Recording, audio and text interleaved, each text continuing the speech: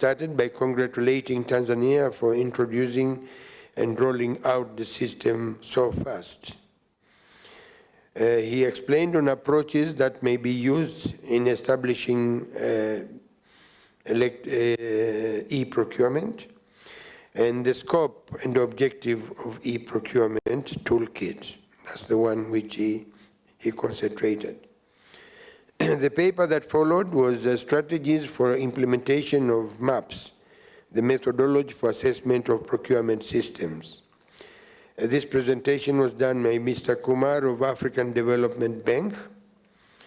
He started by reminding people that 20% of GDP in Africa actually is used in public procurement. He explained as to what is MAPS and why MAPS should be used, and explained that this MAPS was introduced in 2006 and found out to be a very good tool to assess effectiveness and efficiency of procurement. The 4 elements of MAPS were also explained by him, and he also finally talked of the strategies for implementation of MAPS with 8 issues which should be always considered when you want to introduce a MAPS. Session 5, which was the last session yesterday, had also 3 papers. The first one being on opportunities to special groups in public procurement. Mr. Juma of Kenya, Public Procurement Regulatory Authority, gave this presentation. He started by talking as to why it's important to consider special groups in procurement, and the objective actually being to include objectives which lead to promoting or considering the special groups, include promoting employment and local industries. He explained how Kenya has moved in this area. He had been talking of promoting the local firms to come in joint ventureship with foreign firms, and also facilitated access to finance to these special groups. The challenges which Mr. Juma said that they could be faced in this process will be risks to PEs due to low capacity of these special groups, but also delayed payments to these groups would be a killer, because this is hand to mouth, you know, most of them. So if you delay it, you can't they will not be able to proceed. And design of projects which are mostly focusing on big contractors. These are the challenges to get these special groups involved in procurement. The other paper was capacity building challenges in public procurement. Mr. Shirimpumu from Rwanda presented this paper, Shirimpumu. He started by explaining what is capacity building, the challenges which could be faced doing capacity building in Rwanda, rather than focusing on processes. Ladies and gentlemen, that is a recap of what came out of yesterday's presentations and discussions. I think I've covered most of them, but again, you will have these presentations somehow, you will get them. You will be told also through which way to be able to access all the presentations. Thank you very much, and I think we are ready now to start our session for today. This is the last session of presentations for today, for this forum. And to do this, to chair this last session, we have Mr. Audas Ndayizeye. Audas, is that the way? Audas. I tell you, this language. Audas Ndayizeye. He's currently the president of the Burundi Federal Chamber for Commerce and Industry, and is honorary consul of the Republic of Indonesia to Burundi. So we have really a high-level person here. He is the honorary consul of Indonesia to Burundi. Mr. Ndayizeye is a private Burundian entrepreneur with a Master's of Science degree in Mechanical Engineering. He has acquired a well-rounded and hands-on experience in management and strategic planning in infrastructure-related sectors, climate change, and transboundary water working at senior positions with national programs, regional and international institutions, as well as private sector. His business spans from agriculture, from agribusiness, petroleum products distribution, hotel industry, to consultancy in institutional development and management in infrastructure, energy and water sector. Currently, he is the elected president of the Burundi Federal Chamber of Commerce, which I've already said, and he chairs many boards of directors, including the Burundi Public Procurement Regulatory Authority. So he's the chair of the Burundi Public Procurement Regulatory Authority. And EABC, what would that be? East African Business Council as vice chair. He's the vice chair of the East African Business Council. Mr. Odens Ndayizeye has a wide knowledge of African countries and regional economic communities, RECs, as he has worked extensively with many of them on various matters, including infrastructure development for Africa from 2009 to 2018, and had negotiations of Nile Treaty in 2008 to 2009. He has also traveled in many parts of the world for the sake of business development.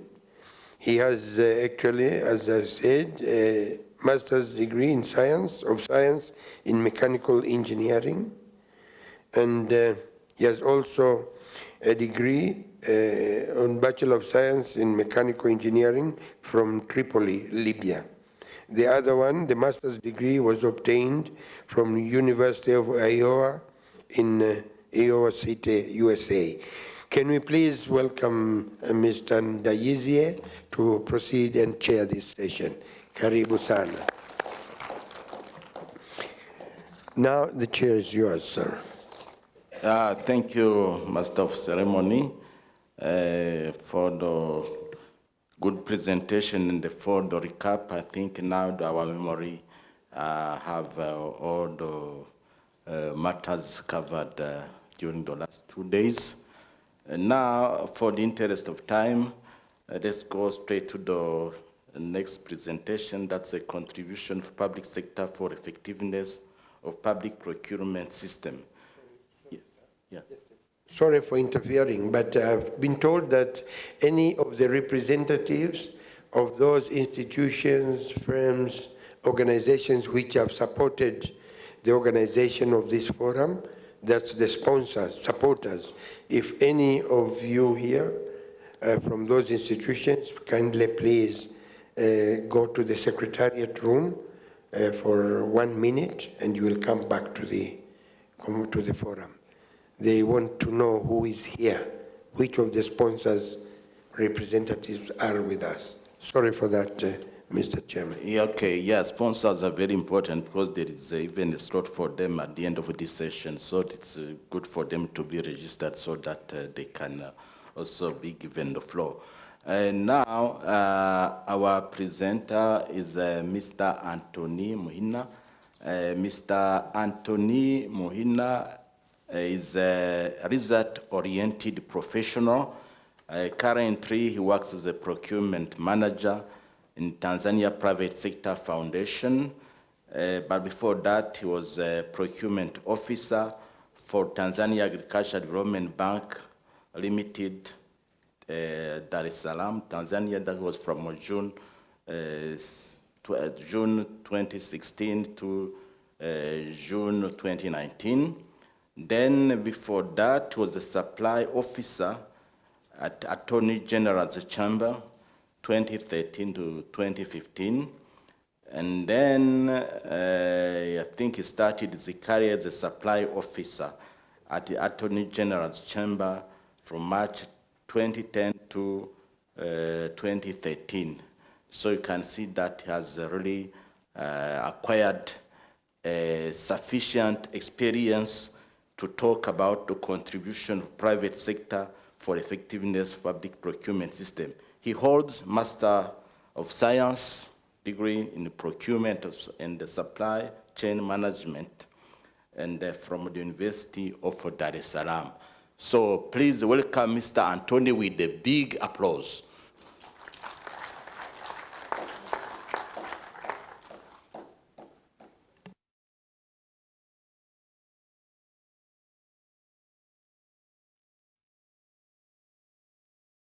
Morning, Mr. Anthony.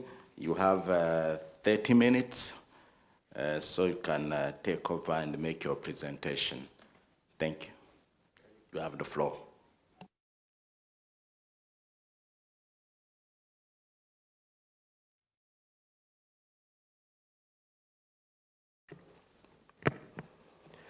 Distinguished delegates, good morning all. With due respect, the protocol duly observed, I am presenting this topic on behalf of the TPSF, actually representing the Executive Director, who is in other duties. May I start the presentation about the contribution of the private sector for effectiveness of public procurement system.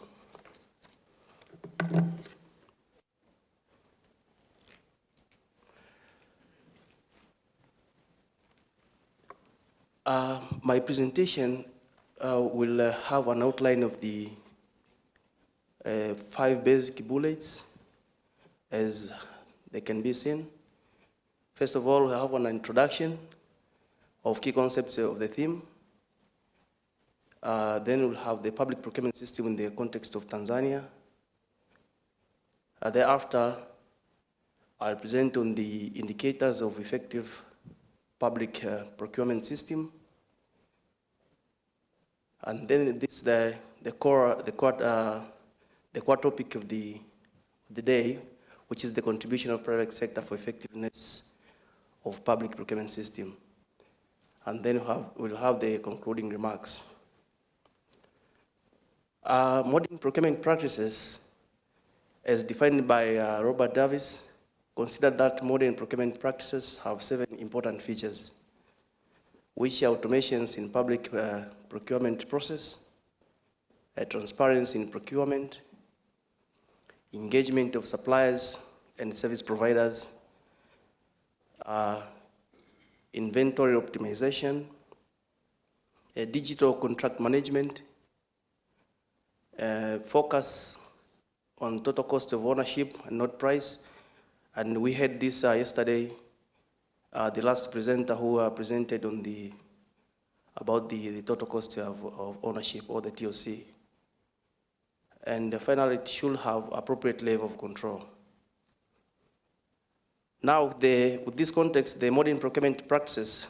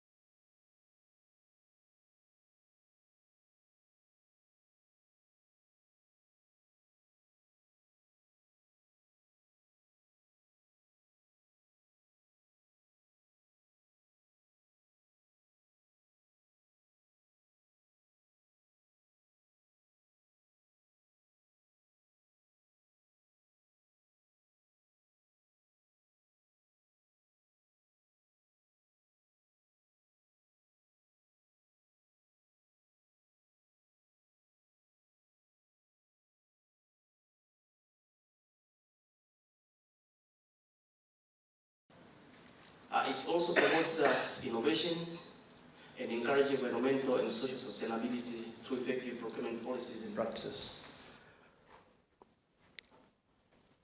Now, what is the sustainable economic development, or the SED? A SED is an economic development that meets the needs of the present without compromising the ability of future generations to meet their own needs. Its goal is the long-term stability of the economy and environment through integration and acknowledgement of economic, environmental, and social concerns throughout the decision-making processes.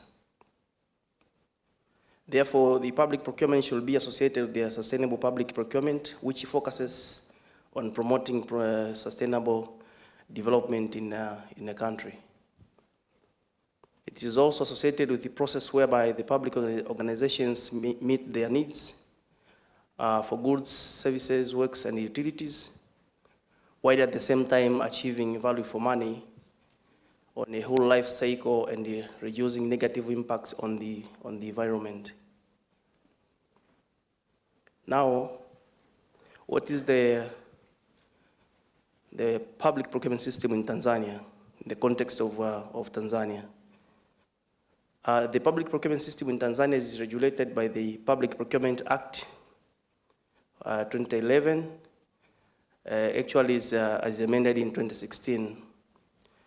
Its entire regulations of 2013, and also this has an amendment of the same year, 2016.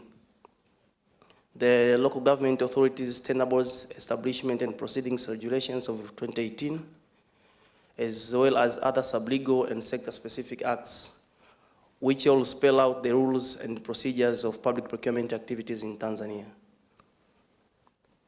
Now, the system in the country, in Tanzania, is decentralized, meaning that all entities covered by the law conduct public procurement activities individually through the means available in the country.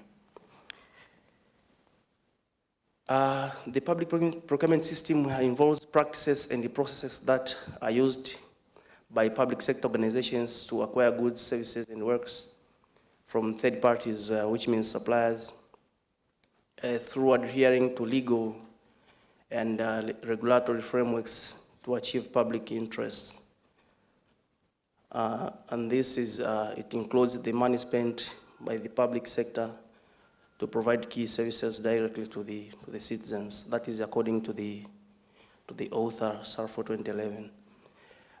It is to the context now, the private sector remains a very important actor in making effective public procurement system, as well as contributing towards realizing sustainable economic development in a respective country.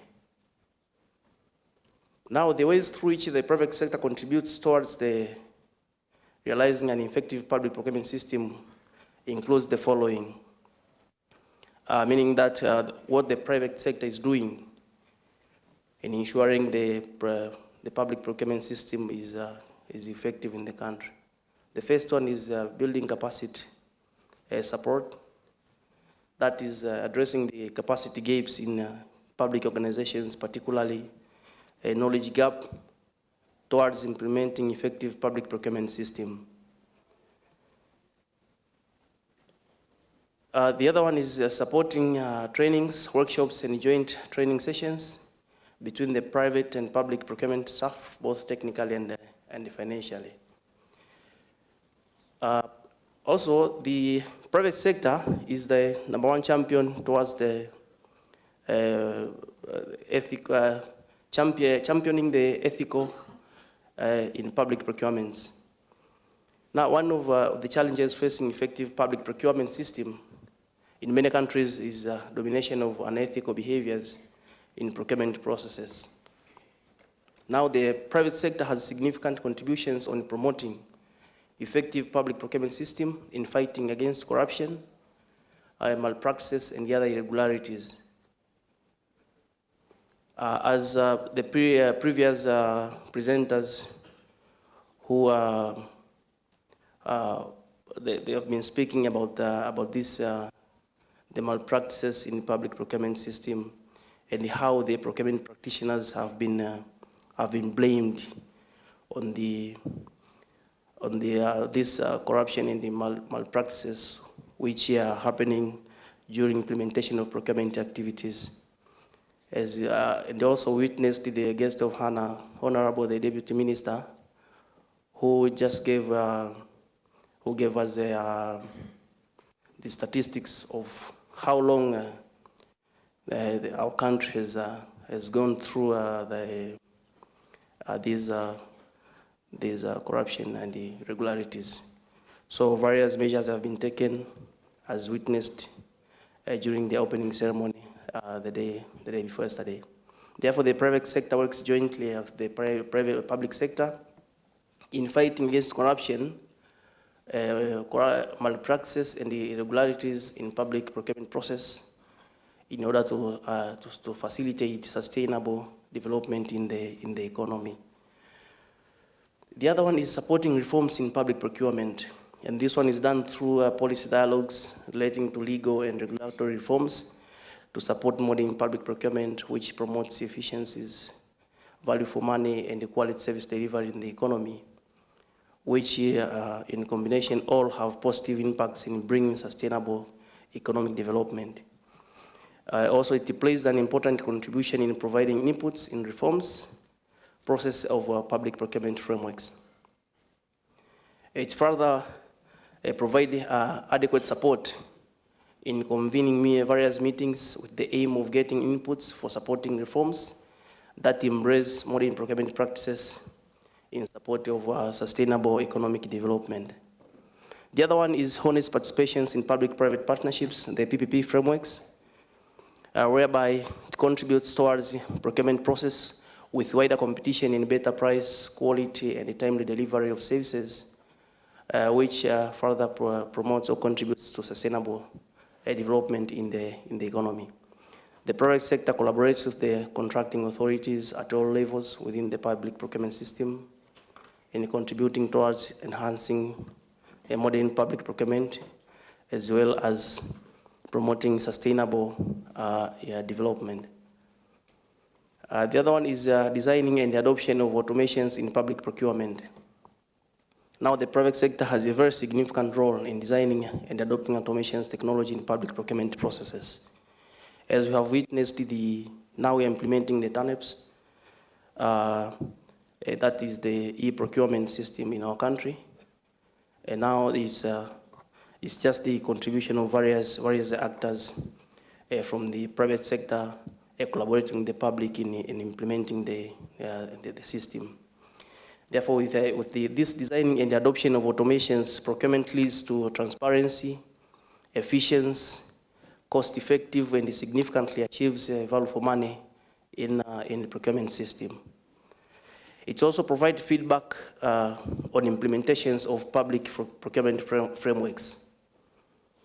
And now, the private sector is one of the important stakeholders in public procurement system, as it contributes to providing feedback on the implementation of public procurement system, which is useful for triggering changes or bringing improvements in public procurement system to enable effective public procurement. And the PPRA has been receiving more feedback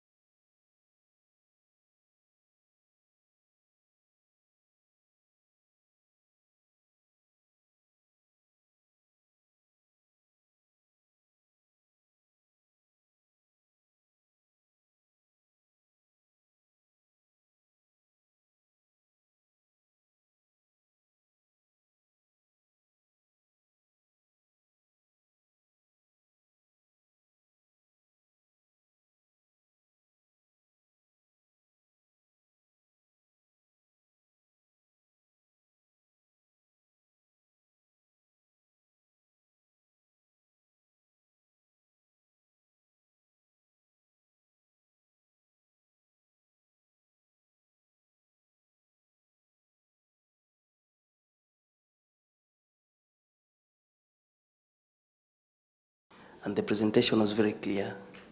Thank you. I fully agree with you, but let me just ask one question. And what has been the contribution of private sector in terms of providing feedback on the procurement system? What were the main questions or issue raised by private sector? Just to start with, and probably other questions will follow.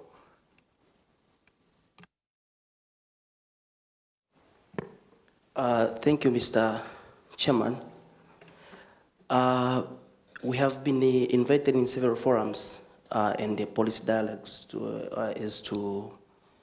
on the improvement of the public procurement law. And one of the examples is of recently we have been invited to provide the contribution on the amendment of the Public Procurement Act and its regulations. And one of the areas which have been, which the private sector, especially the construction sector, have been claiming on the margin of preference of the local contractors.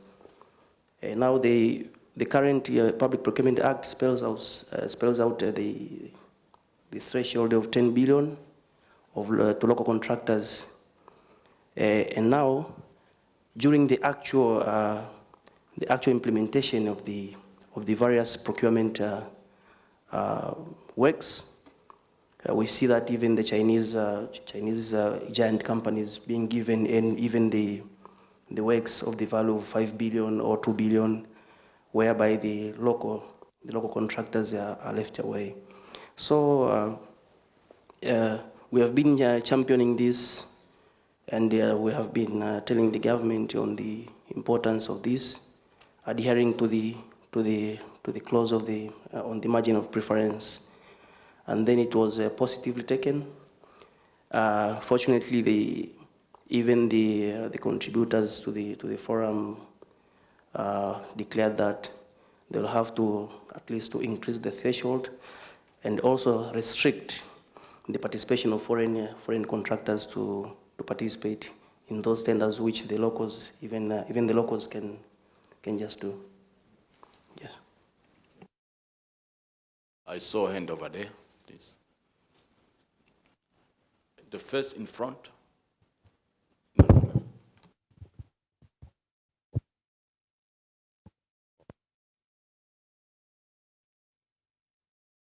Thanks, Chair, for giving this opportunity.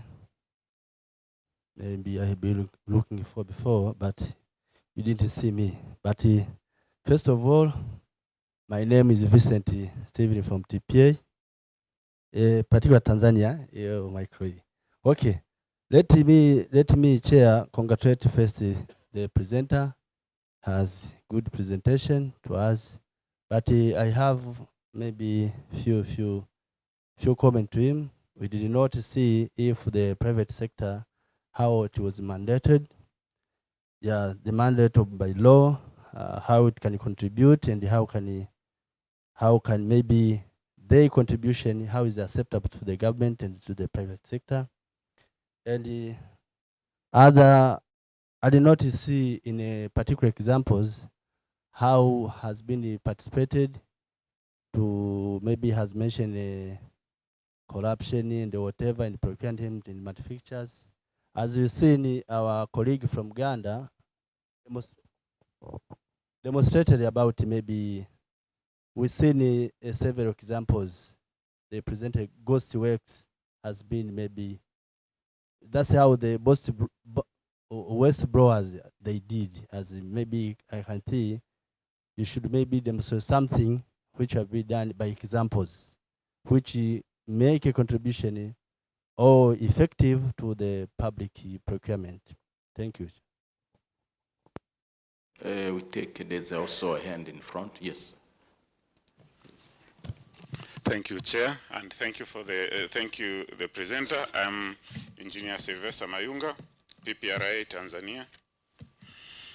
The legislation, the effort that has been made to the legislation may be enough to make the locals participate. The legislation element has been done so well, to say the least. But there are elements that were mentioned previously, as you can remember, regarding the capacity of local contractors. What is the real element that makes for the capacity?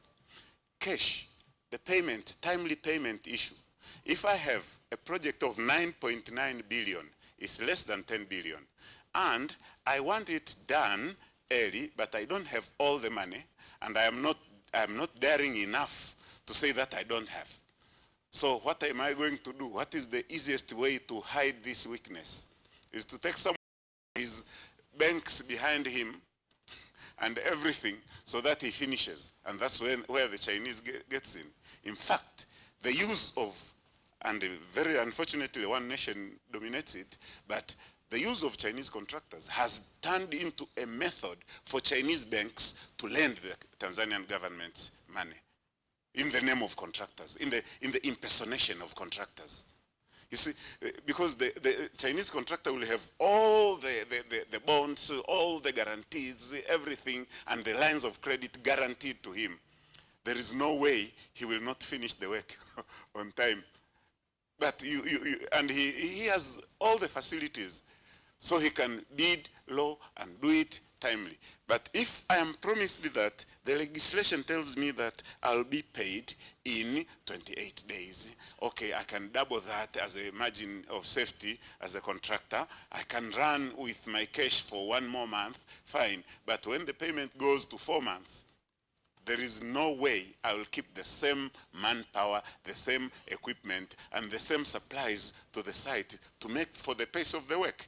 And then here comes a leader who sees that the work is not going the way it should be going. The pace of the work is slowed down. In fact, all those intricacies of cash flow and the like are not spoken of. It's just, you're Renyamwezi, you have failed. You see, these stereotypes have been our syndrome.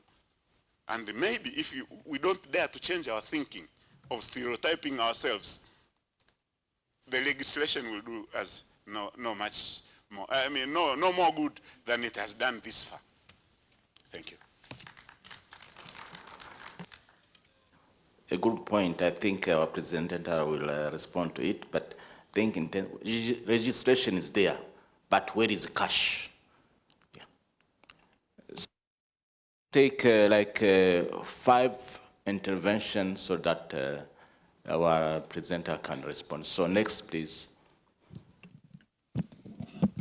Good morning. My name is Mlavi, also of PPRI. My contribution is on the last point raised by the presenter, that you will find the Chinese taking the jobs which ideally should have been for the locals. The issue here is somehow, what's the local? I mean, the private sector need to also help us, or the stakeholders to help us. What's the local? Because at the end of the day, you'll find this company which is branded as a Chinese company, but it is registered locally as a local company. It has all the qualifications and qualities that the local company deserves to have. And for the clients that give out the jobs, sometimes they fail to deny them the jobs because they meet the criteria to be termed as a local. Now, what we can try to discuss is what is the local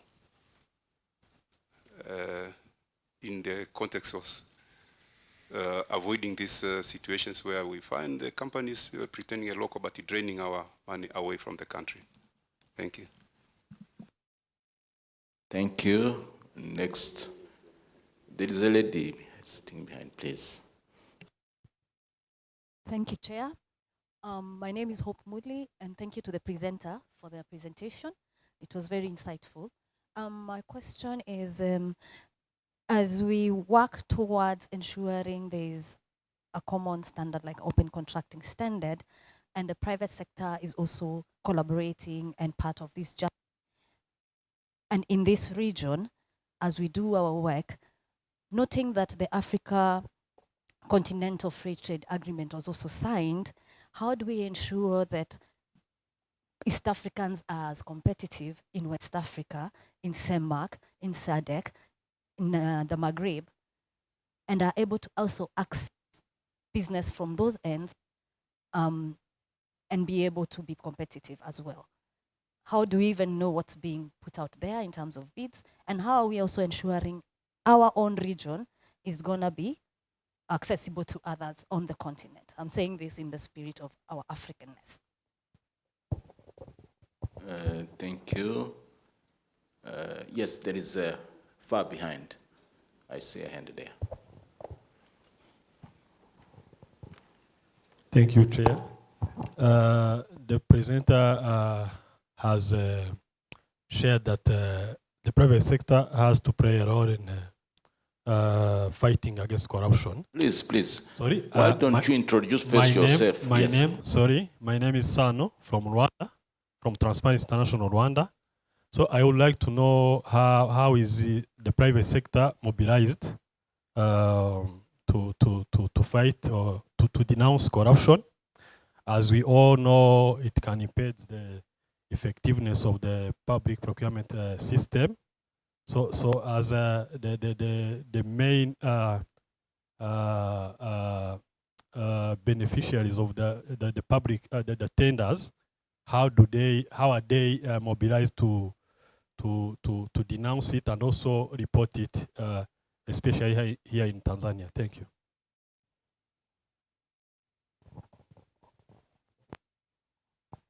Yes, last question for this round.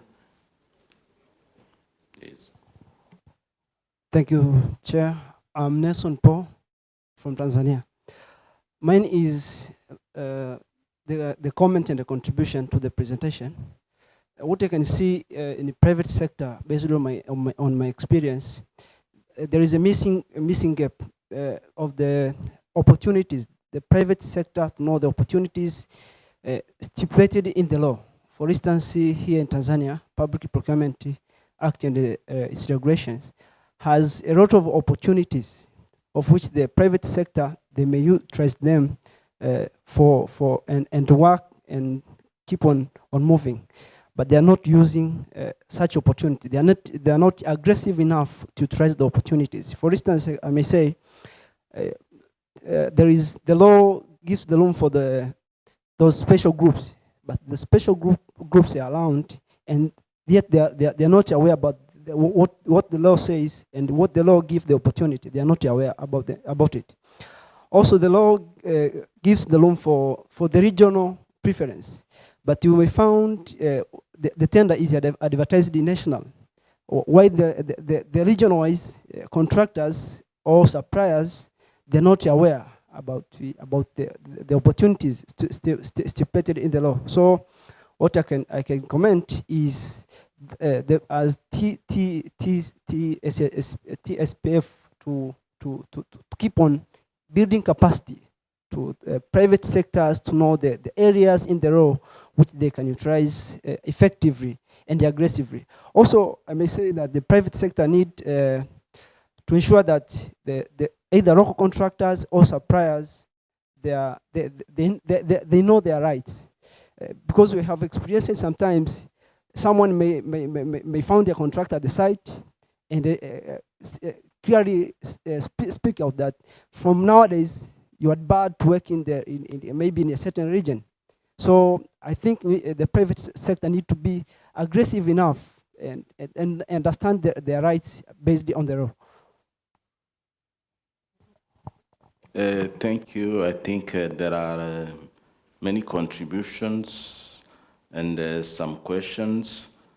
I noted this issue of local content, which we call it, the law is there, but there's no supporting tools in terms of Thank you, Mr. Chair. And thank you thank you contributors for your positive insights. I'll tackle the questions as were asked by various delegates. The first one is from Vincent from TPA. He asked about how TPSF is mandated and what is the contribution of TPSF to the government and how the private sector helps in combating corruption. Now, the TPSF was established in 20 years ago, in 1998. It was established as the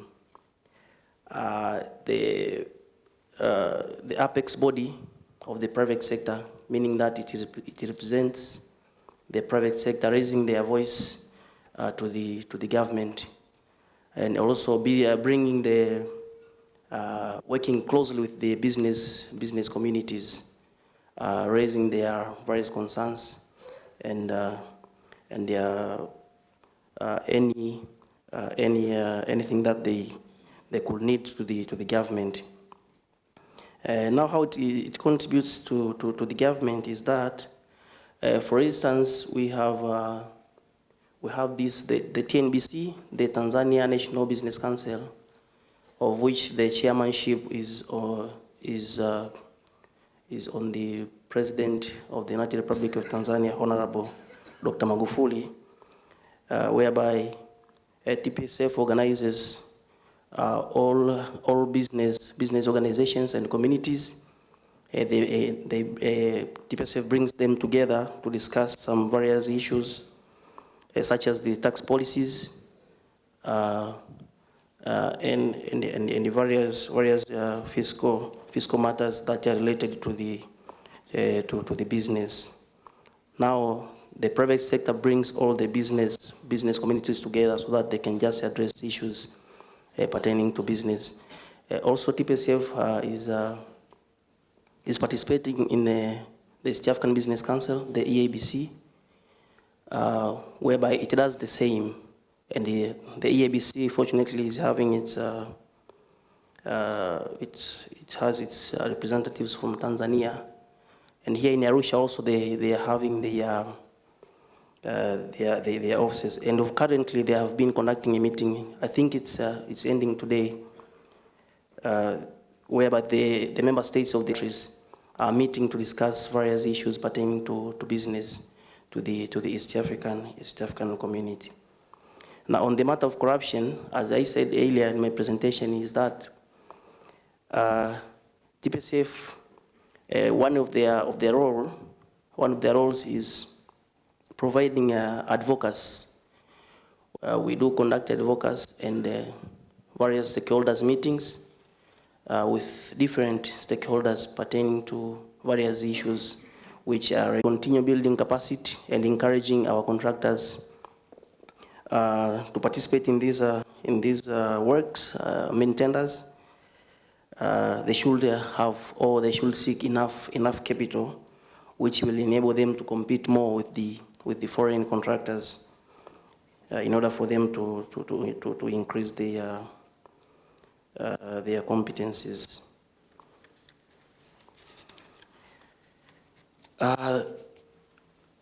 We had also insight from the colleague from PPRI about that the private sector should first tell us what should first define what is local, what does it cover, and I think he was complimenting what the various the previous contributor on the capacity of local contractors.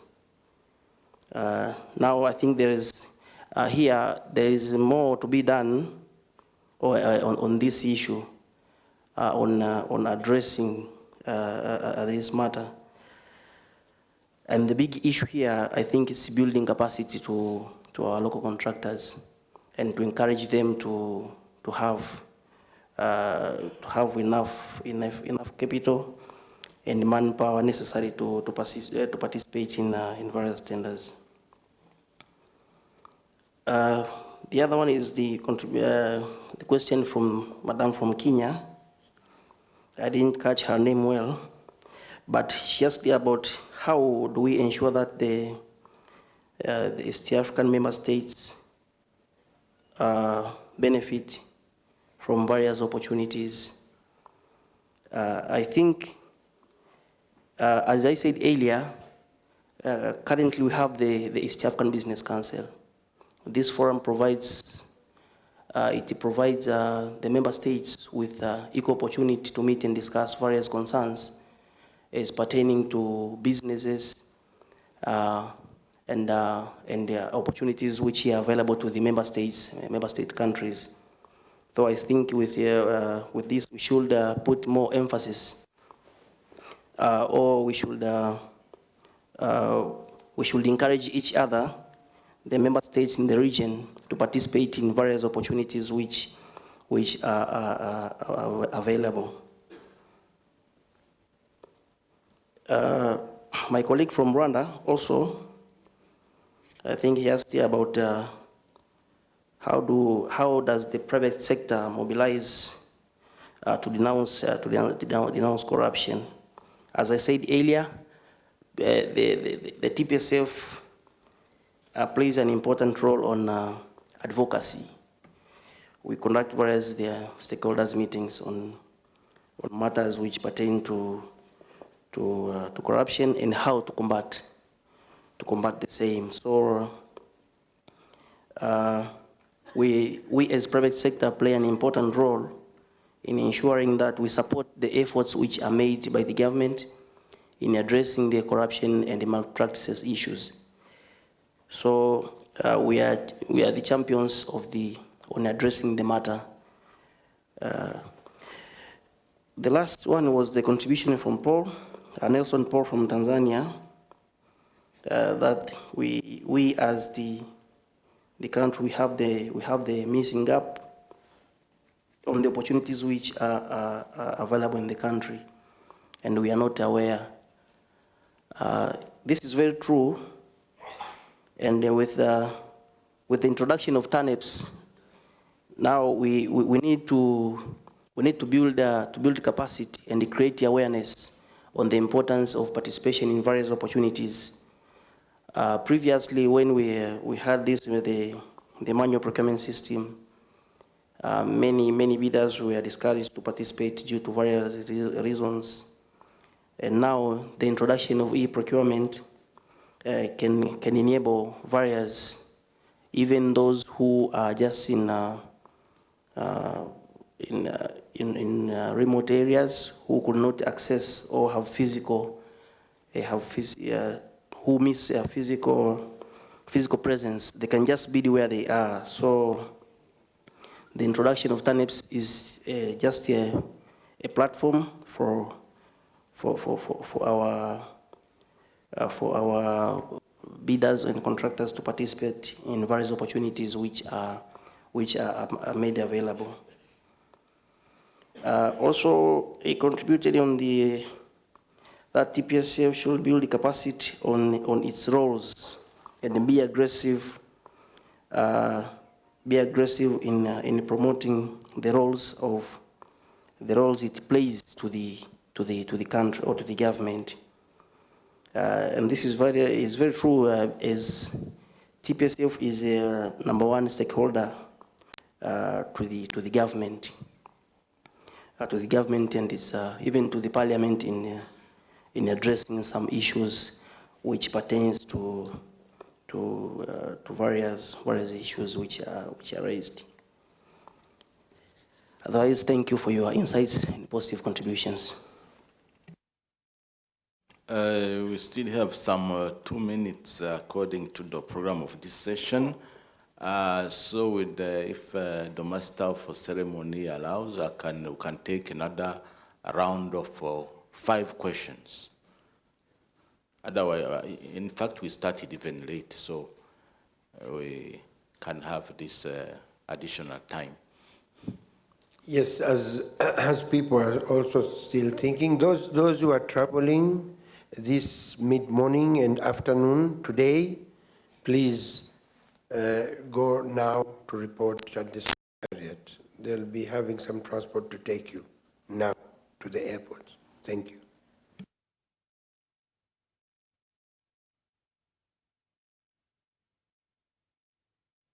Please give them a microphone. There is a lady sitting there.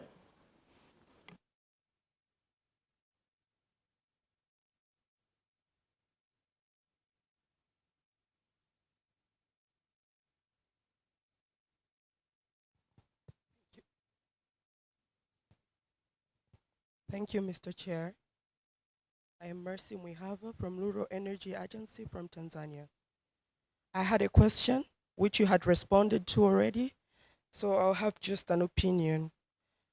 The TPSF say they have contributed in capacity building and they're still contributing in capacity building by offering seminars, workshops, and all kind of short-term training. So I was suggesting if you have enough budget, maybe you can also consider long-term training to the public procurement practitioners so that to strengthen the public procurement system.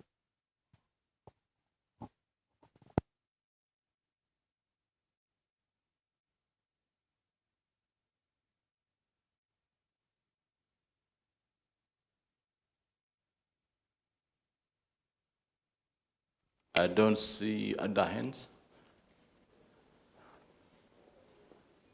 Well, the people are very quiet this morning. I don't know. It's a Friday, maybe. Yeah, so maybe they are thinking on their next program on Monday. So, by the way, let's just allow our presenter to address this last question. Thank you, Madam Mercy. It's very true that DPCF ensures or encourages a capacity building. We have been doing this in a number of ways. For instance, as of now, we have the project which is called the Protect the Wildlife Against Poaching, which we invite various stakeholders, such as the Ministry of Concerned with Wildlife, the Ministry of Tourism, whereby we build the capacity on the importance of having the wildlife towards attracting more capital to our country. So we have been collaborating with various ministries and the MDAs and also independent departments in conducting various stakeholders meetings and trainings.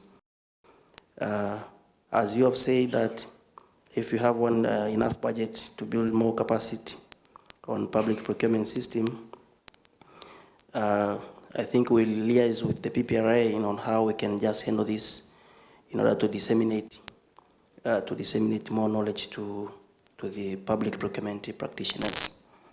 Thank you. Thank you. Maybe I can, in very few words, wrap up this session before we go to the presentation by sponsors. This presentation on the contribution of private sector for effectiveness of public procurement system was very important as they addressed the current issues we are facing every day.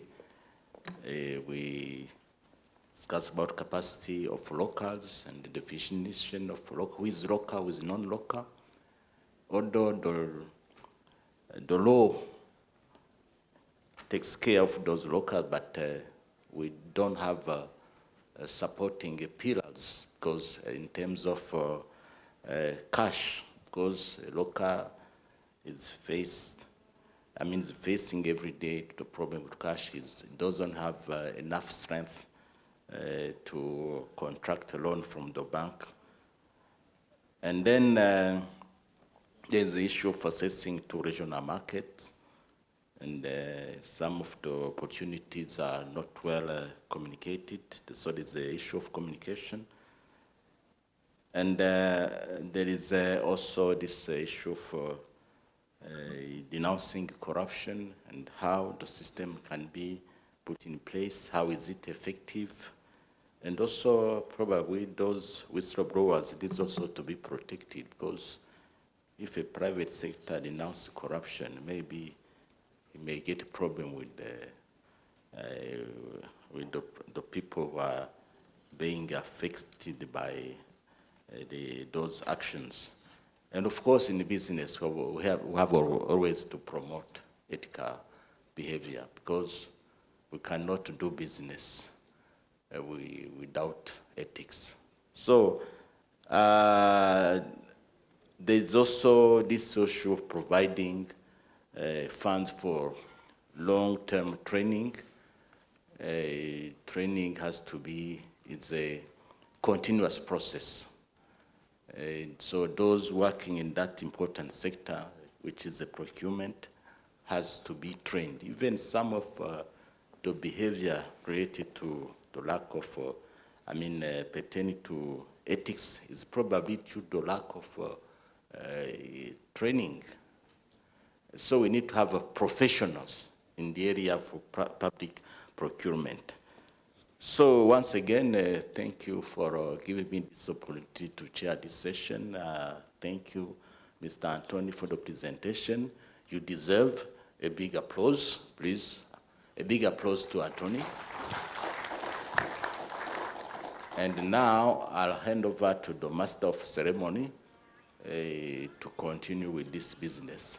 Thank you very much. I deserve also a big applause.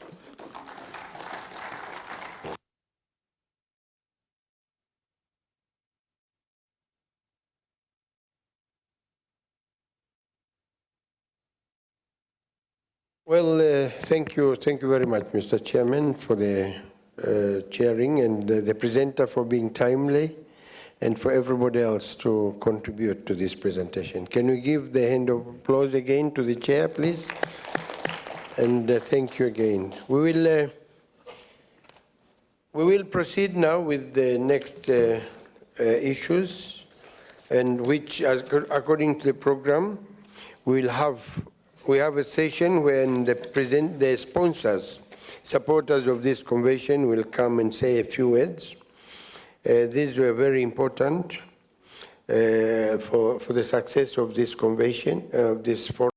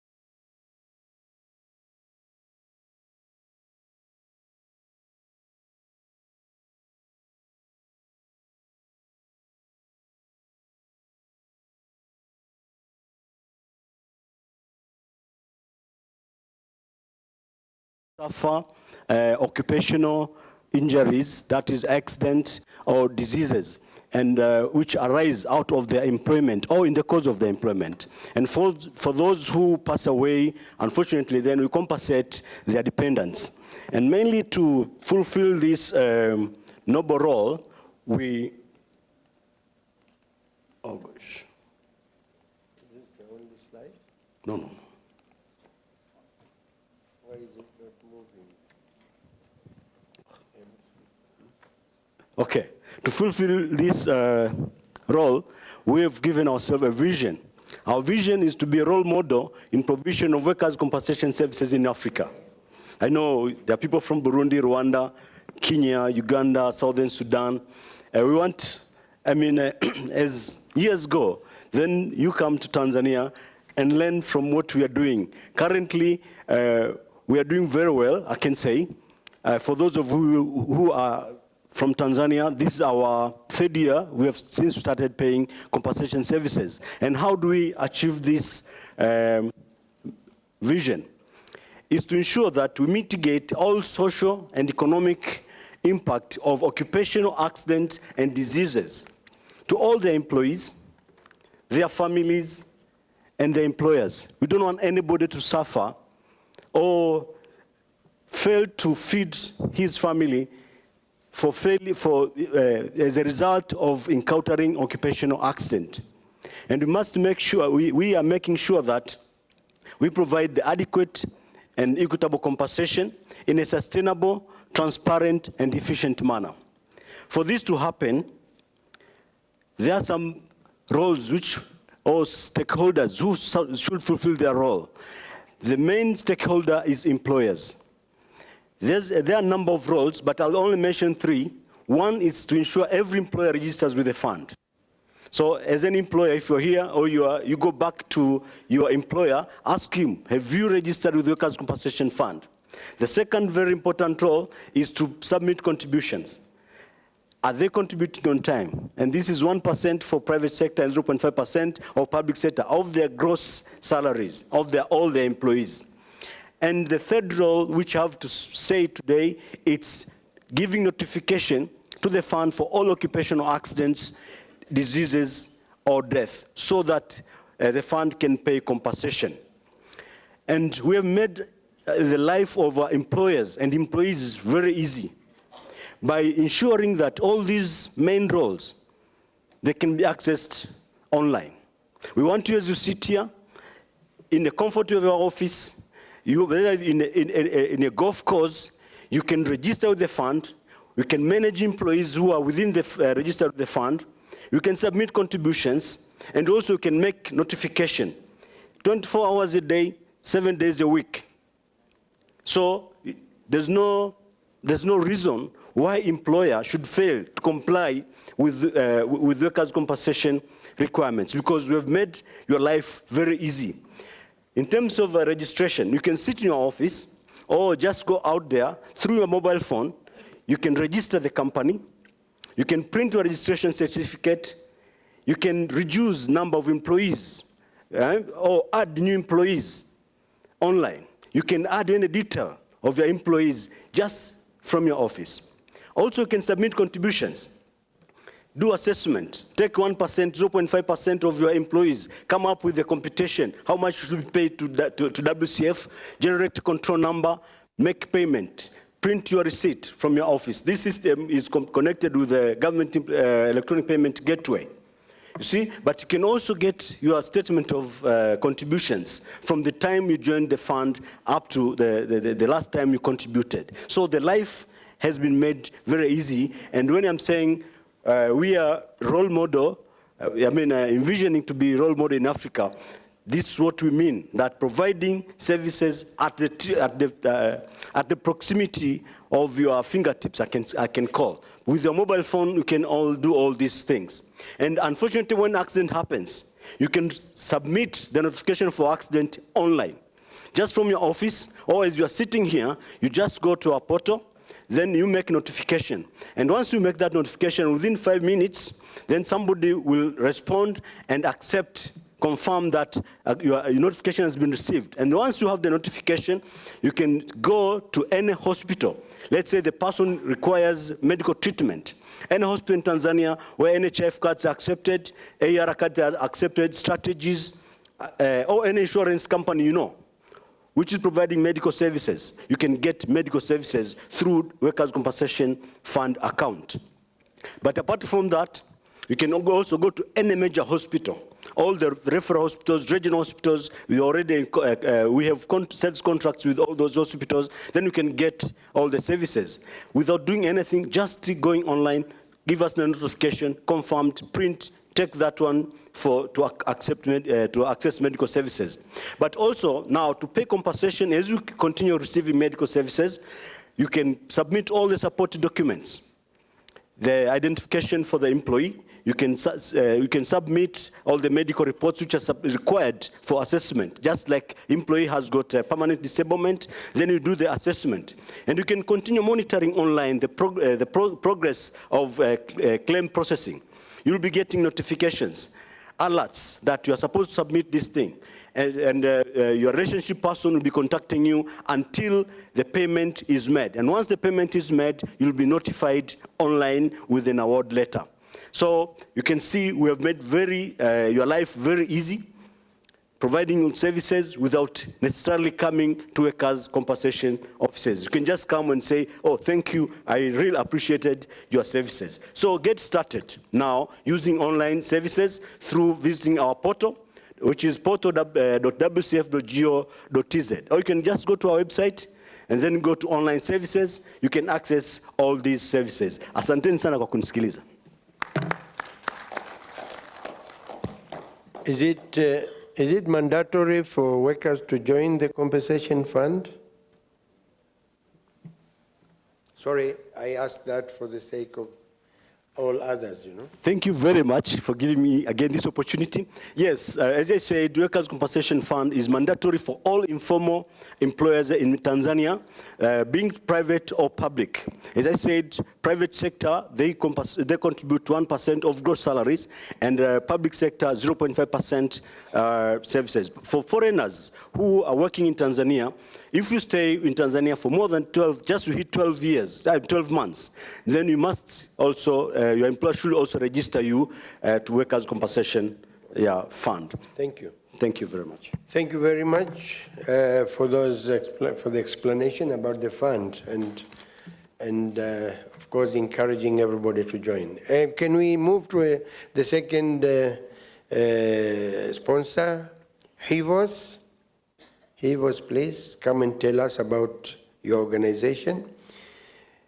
HIVOS, as she's coming, is a Dutch acronym for meaning Humanistic Institute for Cooperation with Developing Countries. Please, the floor is yours. Thank you, Mr. Moderator and Chair, for this session. Thank you to all the delegates and for all the hosts for hosting us here and ensuring we are comfortable and we are having a wonderful time and learning a lot. To the Chair, Secretary Generals, board members of PPRAs, government officials, development partners, representatives of civil society, private sector, media, all protocols observed. Good morning. I bring you greetings from HIVOS. Firstly, we are very humbled, and I'm very humbled with the very warm welcome I receive each time I come to Tanzania. I am a Kenyan, an East African, and a very proud African.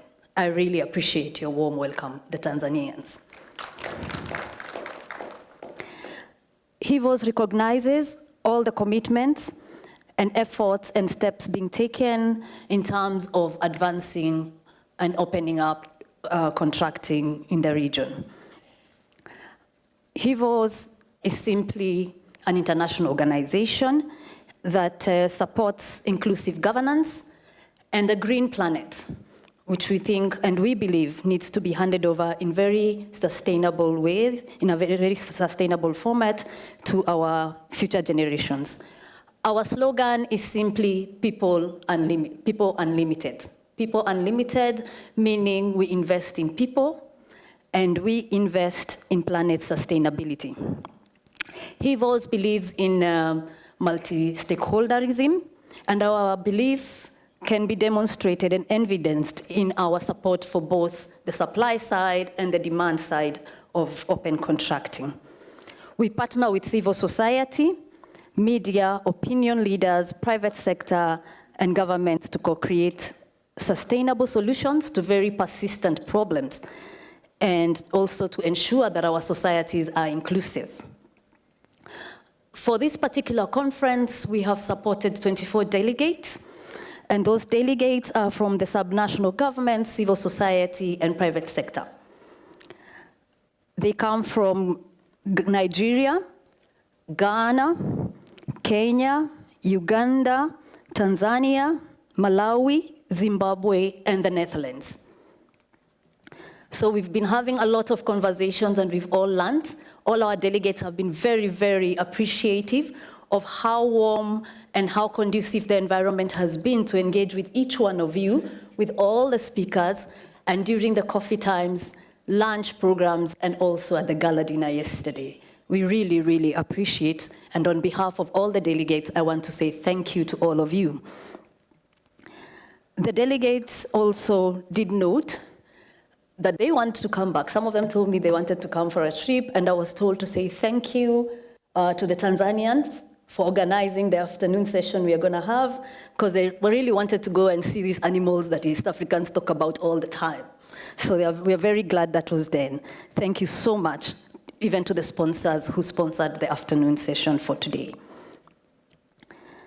The Humanistic Institute for Cooperation with Developing Countries supports open contracting engagements in Africa, Latin America, Southeast Asia, and in Europe. So there are quite a number of counterparts, and we hope at one point we can bring all these regions together and include with this the forum, and maybe they can experience and we can all learn even from other continents that we are supporting.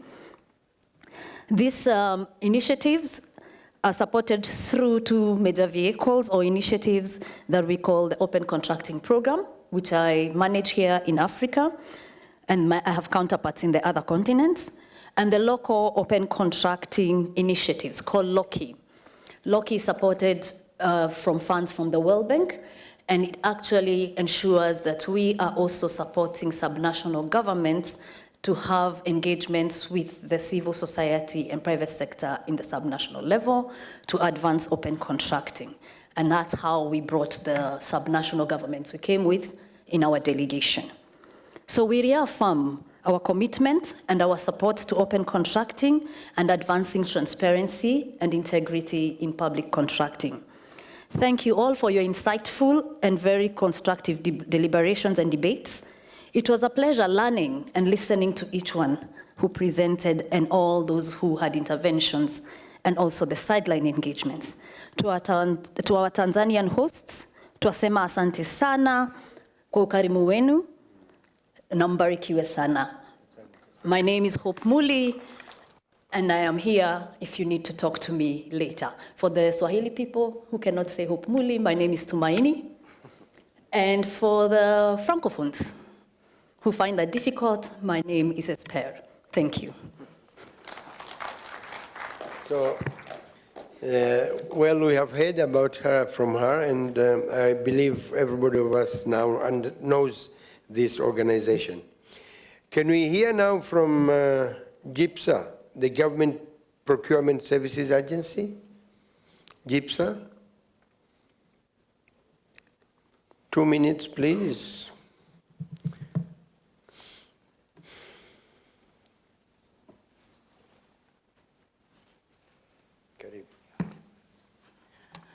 Good morning. Thank you very much. My name is Baraka Mwamakula. First of all, I want to express my appreciation to PPRA for their cooperation to facilitate this forum. I'm coming from GIPSA. GIPSA means Government Procurement Services Agency. This is the government agency under the Ministry of Finance and Planning. We have almost 4 or 5 main functions. The first function is to arrange and manage procurement of common use items. And actually, we are the one who prepare suppliers who are responsible to provide different services to the government. And also, we provide adequate supplies at competitive prices. Actually, in each region of our country, we have offices that we sell different items to the government institutions. And also, we provide safe and secure warehousing and storage facilities for both the government and also private institutions. And another product is the provision of clearing and forwarding services. And actually now we have already started to clear or to provide clearing and forwarding services to outside countries. For instance, we are clearing now maize to Zimbabwe. And for this case, I want to invite you, especially for those who are coming from outside of Tanzania, to use our services and actually our clearing and forwarding services, which is very cheap, and actually you are going to enjoy our services. And also the last function, according to our Public Procurement Act of 2011, we are responsible also to provide consultants services related to procurement. And actually here, we are trying to provide advice on how we can conduct procurement services or procurement activities for government institutions. I think that is about GIPSA. Thank you and welcome, GIPSA. Thank you very much. Asante sana. Can we now have somebody from the Communication Regulatory Authority? Tanzania Communication Regulatory Authority, please. Tell us how you regulate these communication issues. We think still the charges are too high. And how are you trying to control them? Thank you, Chairperson. Good morning, everybody. My name is Engineer Imelda Salum, representing the Director General of TCRA, Engineer James Kilaba. I will give you a brief introduction of TCRA and what we do, and I will try to respond to the question that has been posed by the Chairperson.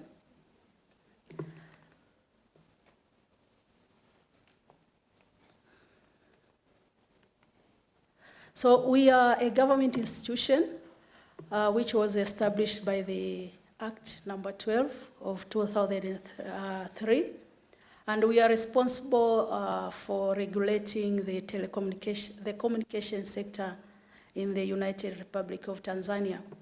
And the communication sector is an umbrella which below it we have subsectors. We have a subsector of communications in terms of mobile, and we have the broadcasting, we have postal services, and all the services that are related with internet. You know, nowadays all of us are using the social media in communication and exchange of various information. So we are responsible in regulating all of those. And these are our stakeholders. We have the government, which provides and gives us policies, and as well as collecting tax from the services that we consume. The service providers are the ones that innovate the services that we use, and as well on the other part, they are oriented to get profit out of the businesses that they do. Us here are the consumers, the users of the various services that the service providers offer. And as TCRA, we are there at the center, trying to balance the interests of all these stakeholders, which, to be sincere, is sometimes a very challenging task, because each one of those has their own interests, and we at some point are challenged on how we can balance and make everybody happy. So our duties, we provide licenses to all these service providers. Anyone who needs to set up a business that is to do with the communication sector, we are responsible to give them licenses. We manage the provision of these services by the service providers and manage the competition amongst the service providers in the market. We monitor the performance because we know the services offered by the service providers, they need to reflect value for money for us who consume them. So we are responsible in monitoring the performance to ensure that the services are at the required standards and required levels.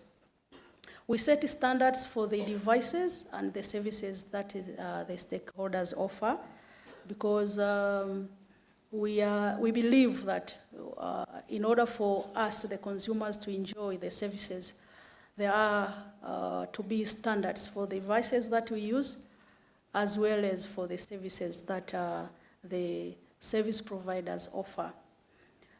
We protect the interest of the service communication users by ensuring standards to the quality of the services, but as well as try to be on their shoes when we monitor the quality of service. Rather, I would say quality of experience. We have systems that we use to try and check what the end user experiences when they consume these services. We provide education to consumers regarding their rights and their responsibilities because we believe once we know what are our rights, at some point we'll be in a position to demand them, but as well what are our responsibilities when it comes to use of communication services. I'm finishing, Mr. Chairperson. We also deal with complaints. When you are aggrieved with the service of any of the service providers, you will complain to them. If you are not satisfied with the process on how you were attended, you will then let us know so that we can address that particular issue. So, Mr. Chairperson, that is TCRA. And to respond to a question, we TCRA are responsible in ensuring that the cost of the services that we consume are within, at least, they match or reflect on the reality on the user perspective. That means the user gets a fair price of the services. We do this by setting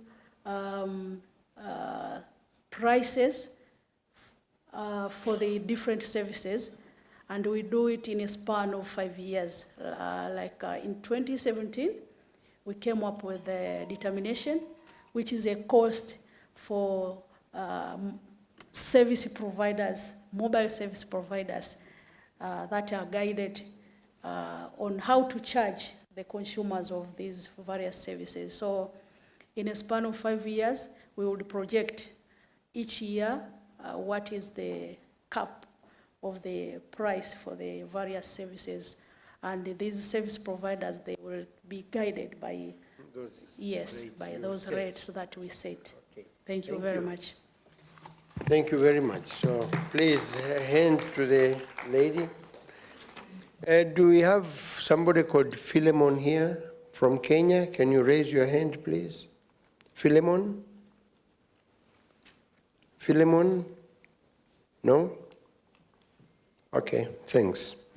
Let's hear from a representative of the eighth wonder of the world, which is the Ngorongoro conservation area. And can we hear you, please? I talked about the eighth wonder of the world because it has been considered, really, it is a unique, a magnificent thing which would always appeal to people to look at it. Are you from Ngorongoro? Ngorongoro conversation? You are the one? Karibu. Karibu.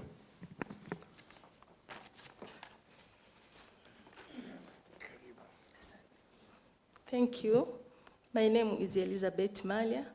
I'm presenting the Ngorongoro Conservation Area Authorities. Thank you for allowing us to sponsor this forum. And I just have a few elaboration for you to know what is Ngorongoro. First of all, Ngorongoro Conservation Area Authorities was established in 1959. And it's a multiple landing use whereby we're having 3 objectives in our area, whereby we protecting the natural conservation of the resources which are found in there. Also, we are promoting the tourism activities which are conducted in the area. And the last but not least is we are protecting the interest of Ngorongoro Conservation Area. We're having different tourism attractions which are found in the area, such as Ngorongoro Conservation, Ngorongoro Crater, whereby it's most known in the world wide. Apart from Ngorongoro Crater, we have the Empakai Crater. Also, we have the Olmot Crater. The tourists who are visiting the area, they usually doing the working attraction. Also, we have the Olduvai Gorge, whereby the skull of Zinjanthropus boisei was found in there. We're having the safari balloons, and we're having the different activities, attraction, like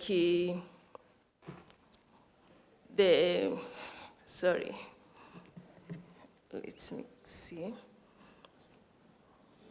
We're having the different attraction, apart from the walking safari, game driving, and if people are most interested to know the attraction which are found in Ngorongoro, you can welcome to our office, liaison office, whereby you will get all the information about the visiting the Ngorongoro, and you can get the fees on how to enter to the Ngorongoro. I've got some few promotion material with me. I can provide you during the tea break, whereby you can learn a lot and know more about the Ngorongoro. Thank you very much for this opportunity to marketing our organization. Karibuni sana.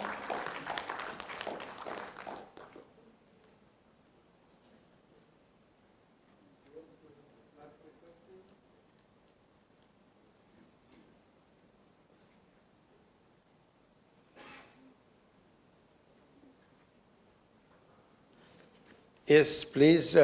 We have 1 or 2 more. The last 2. Tanzania Shipping Agencies Corporation.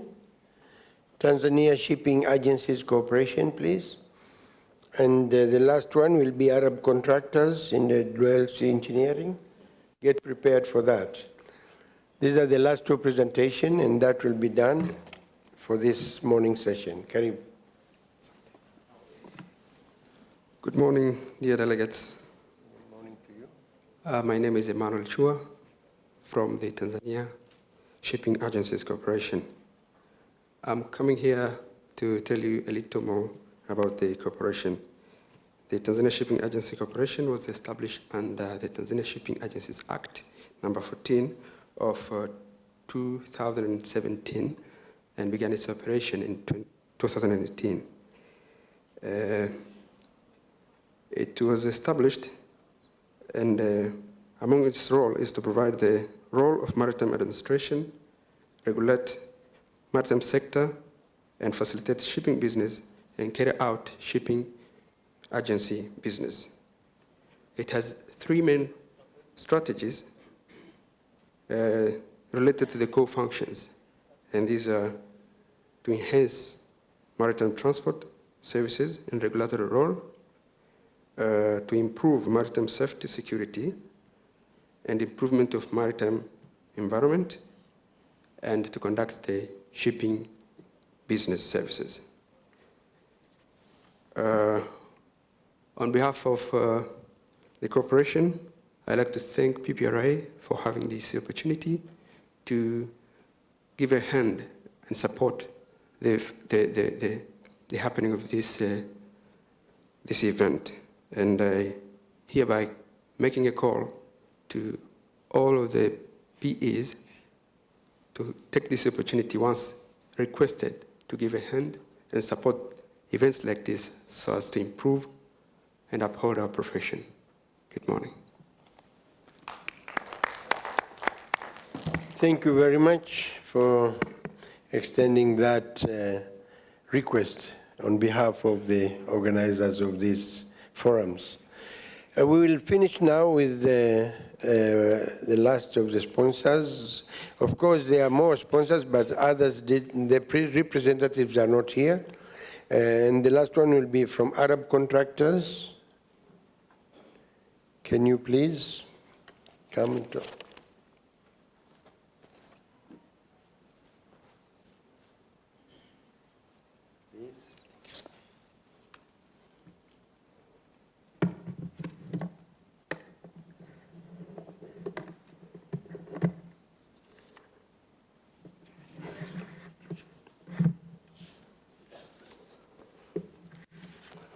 Good morning.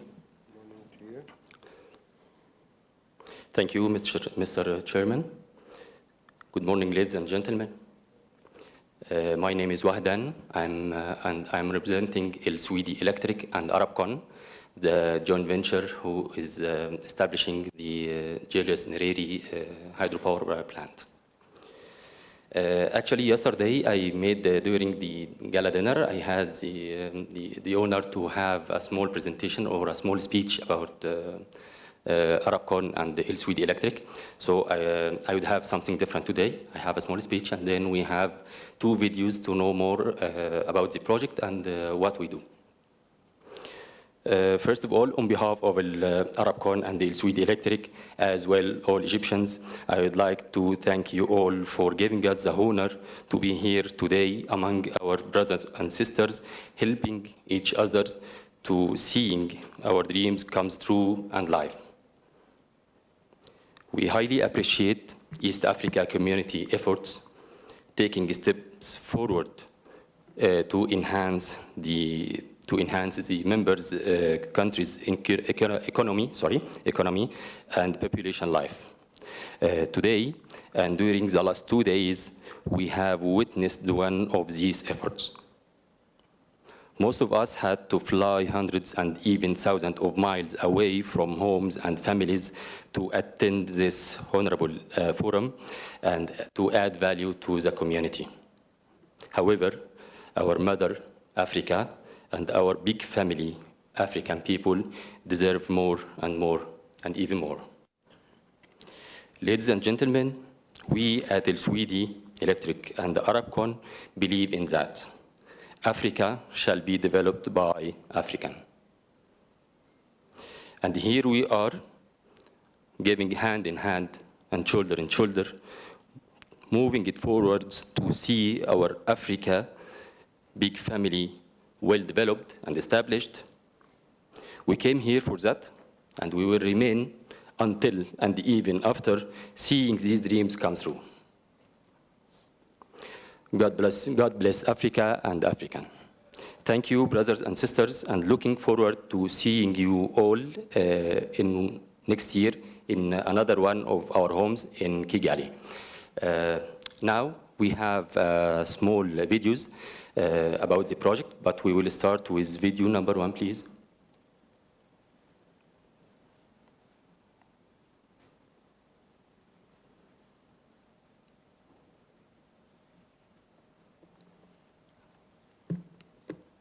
Egypt and modern Tanzania have historical relations of more than 50 years of mutual cooperation for peace and development. Both countries seek to develop infrastructure, strengthen trade exchange, thus increasing economic volume. Today is the day to reshape the future. Years from now, everyone will be looking up to such iconic mega projects that demonstrate a new era of African national cooperation.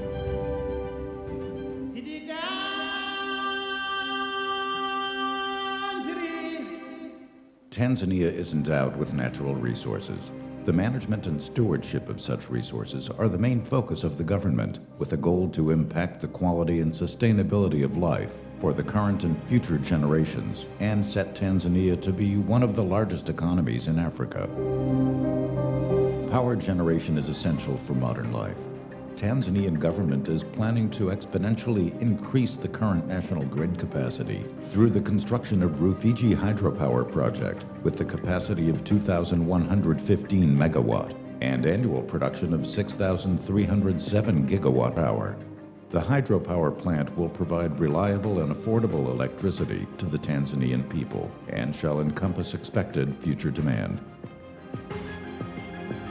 The Tanzanian government trusted the international joint venture of the Arab contractors and El Sweety Electric to execute this national project.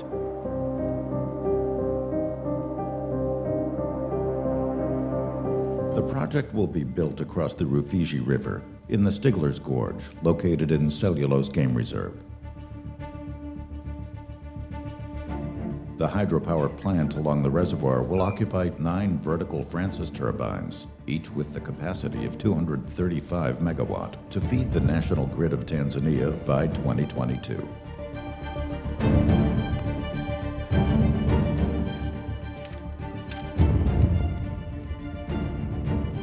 This ambitious project, along with others, reflect the government of Tanzania's commitment and support towards infrastructure and industrial national projects that will improve the welfare and well-being of its people.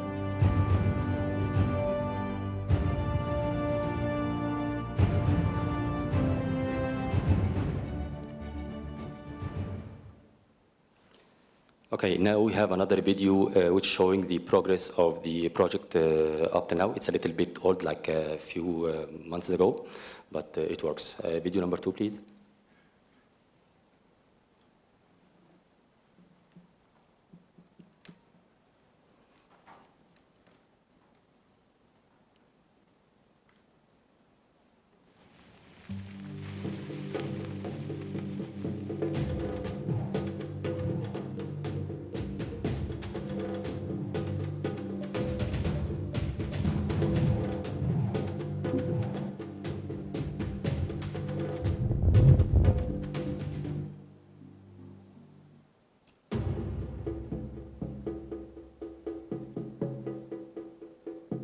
Not that one.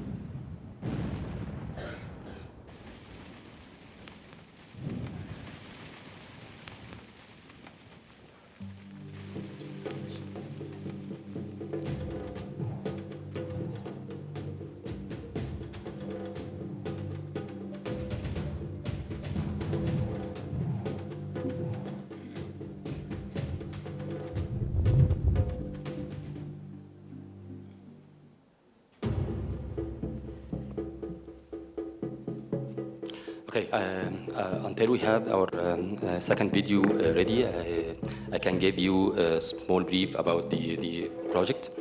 The project was signed in June, or actually was signed in December 2018. We took 6 months for mobilization to the site. We are talking about 3.5 years for completion and to have the power plant ready to be connected to the grid and to evacuate its power. So we are talking about June 2022 to have the project live and connected to the grid. The total investment of the project is 2.9 billion USD. 2.9 billion USD. It's consisting of 9 turbines, each of 235 can operate all together at the same time, giving a total power of 2.1 gigawatt, sorry, 2.1 gigawatt. And just to compare how much is those 2.1 gigawatt, the installed capacity up till now in all over Tanzania, it's 1.5 up to 1.6 gigawatt. So we are talking about almost extra of 1.5 watts installed right now. It will be more than the double. The employment on site, now it's 2,000 employees. 92% of them are Tanzanian, and total employees will be 6,000. Currently, the progress is we achieved 20%, but this is very normal. In the beginning, the rate is very slow, and then it goes high, because the preparation and mobilization takes a lot of time.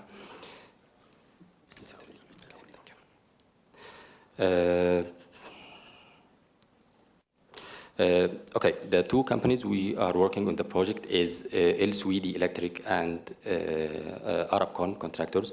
I apologize for the video. It's only video. I don't know why. It was video on my computer, but anyway, so we will not be able to see it. I wanted everyone to see it. I can even try to share it with you, sir. Yes, you can distribute it. Yeah, exactly. Yeah, because as we used to say, seeing is believing, and you will see something very rare actually to see. So finally, I would like to thank you very much for your time. I took so much time from you, I know. So, and any question, please?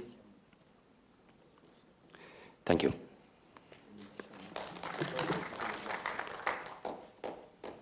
Thank you very much. So we'll wait to receive that the documentary which you have, and we'll upload it also with the forum proceedings in the website, and everybody can download it. Thank you.